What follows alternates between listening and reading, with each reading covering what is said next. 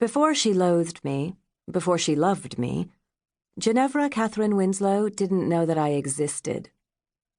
That's hyperbolic, of course.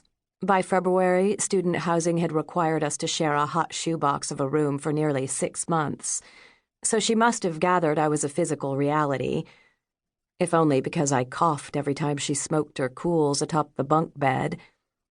But until the day Ev asked me to accompany her to Winlock, I was accustomed to her regarding me as she would a hideously upholstered armchair, something in her way, to be utilized when absolutely necessary, but certainly not what she'd have chosen herself.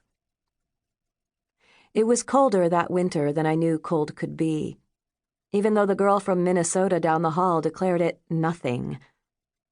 Out in Oregon, snow had been a gift, a 2-day dusting earned by enduring months of gray-dripping sky.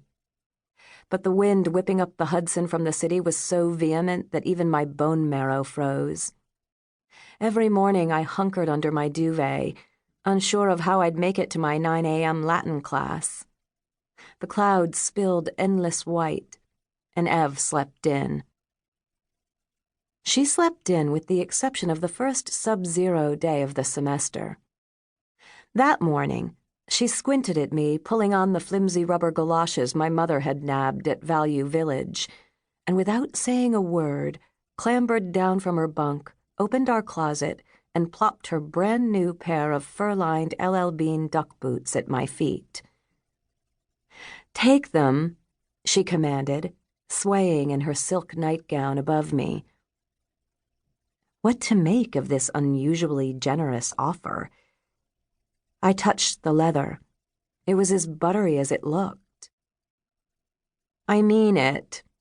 She climbed back into bed.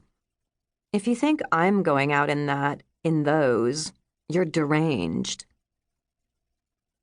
Inspired by her act of generosity, by the belief that boots must be broken in, and spurred on by the daily terror of a stockpiling peasant, sure at any moment I'd be found undeserving and sent packing, I forced my frigid body out across the residential quad.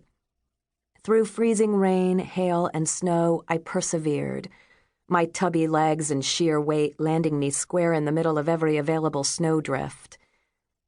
I squinted up at Ev's distracted, willowy silhouette smoking from our window, and thanked the gods she didn't look down.